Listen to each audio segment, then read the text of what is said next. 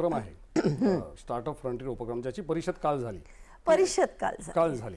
पण ही परत परत वारंवार होणार आहे दरवर्षी. म्हणून होणार. आपण स्टार्टअप फ्रंटियर 1.0 म्हटलंय. आता पुढच्या वर्षी स्टार्टअप फ्रंटियर 2.0 होईल. बरोबर. आणि ही आपण दरवर्षी प्राध्यापकांना आणणार आहोत. काल जवळजवळ 23 कॉलेजच्या प्राचार्यांचा आपण सत्कार केला, ज्यांनी याच्यामध्ये चांगलं कामगिरी केलेली आहे.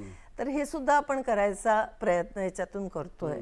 आणि हे कॉलेजेसची ज्यांची आपण निवड केलेली आहे, हे फक्त मुंबई किंवा पुण्याचे नसून अनेक ठिकाणातून हे प्राचार्य आपल्याला जोडल्या गेले किंवा हे कॉलेजेस आपल्याला जोडल्या गेलेले. कोल्हापूरचे काही कॉलेजेस आहेत, काही संभाजीनगरचे कॉलेजेस आहेत, काही नागपूरचे, अमरावतीचे आहेत, इतर ठिकाणाचे सुद्धा कॉलेजेस आपल्याबरोबर जोडल्या गेलेले आहेत.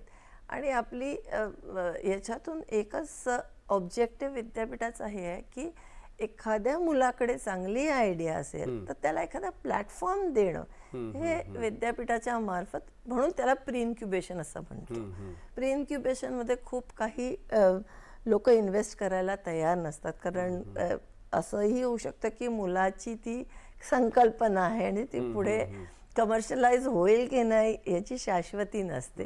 त्याच्यामुळे त्यांना प्रोत्साहन देणं आणि युवक युवतींना प्रोत्साहन देणं हे गरजेचं आहे. आणि मला असं वाटतं की या ठिकाणी मला एक उदाहरण द्यावं असं वाटतं की भारतामध्ये आपण 17-18 वर्षानंतरच्या मुलांकडे आता खूप सिरियसली बघायला लागलोय. पण प्रगत देश जसं की अमेरिका आहे, तिथे 13-14व्या वर्षीच पहिला स्टार्टअप मुलं सुरू करतात.